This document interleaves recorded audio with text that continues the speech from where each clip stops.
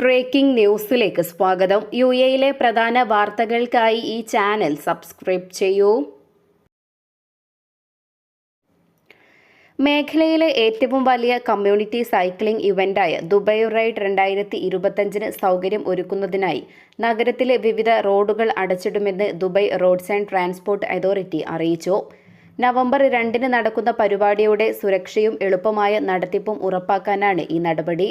പങ്കെടുക്കുന്നവരുടെ സുരക്ഷ ഉറപ്പുവരുത്തുന്നതിനായി നഗരത്തിലെ പ്രധാന റോഡുകളിൽ പലതും പുലർച്ചെ 3 മുതൽ രാവിലെ 10 വരെയാണ് അടച്ചിടുക.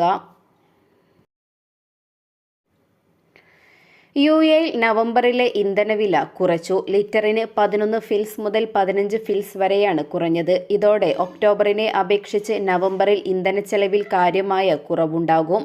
പുതിയ നിരക്കുകൾ ഫ്യൂവൽ പ്രൈസ് മോണിറ്ററിംഗ് കമ്മിറ്റി ഇന്ന് പ്രഖ്യാപിച്ചു. 1 ലിറ്റർ സൂപ്പർ 98 പെട്രോളിന് 2.63 ദിർഹം. ഒക്ടോബറിൽ ഇത് 2.77 ദിർഹമായിരുന്നു. സ്പെഷ്യൽ 95 പെട്രോളിന് 2.51 ദിർഹം. കഴിഞ്ഞ മാസം 2.66 ദിർഹമായിരുന്നു. E+91 പെട്രോളിന്റെ വില 2.44 ദിർഹം. കഴിഞ്ഞ മാസം 2.58 ദിർഹം. ഡീസലിന് ലിറ്ററിന് 2.67 ദിർഹം. ഒക്ടോബറിൽ ഇത് 2.71 ആയിരുന്നു. 4 ഫിൽസിന്റെ വ്യത്യാസമാണുള്ളത്.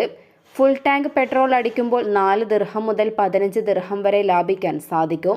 ആഗോള ഇന്ധനവിലയ്ക്കനുസരിച്ചാണ് അധികൃതർ ഓരോ മാസവും അവസാനത്തോടെ അടുത്ത മാസത്തെ ഇന്ധനവില തീരുമാനിക്കുന്നത്. പ്രവാസികൾക്കും കുടുംബങ്ങൾക്കുമായി സംസ്ഥാന സർക്കാർ നോർക്ക റൂട്ട്സ് വഴി നടപ്പിലാക്കുന്ന സമഗ്ര ആരോഗ്യ അപകട ഇൻഷുറൻസ് പദ്ധതിയായ നോർക്ക കെയർ എൻറോൾമെന്റ് 1 ലക്ഷം പിന്നിട്ടു. രാജ്യത്താദ്യമായാണ് പ്രവാസികൾക്കായി ഒരു സംസ്ഥാന സർക്കാർ ആരോഗ്യ ഇൻഷുറൻസ് പദ്ധതി നടപ്പിലാക്കുന്നത്.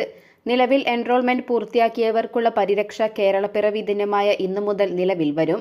പദ്ധതിയുടെ ഭാഗമായുള്ള ഔദ്യോഗിക ഇൻഷുറൻസ് സർട്ടിഫിക്കറ്റ് മുഖ്യമന്ത്രി Pinarayi Vijayan, Norka Roots president vice chairman P. Sreeramakrishnan എന്നിവരുടെ സാന്നിധ്യത്തിൽ കൈമാറും.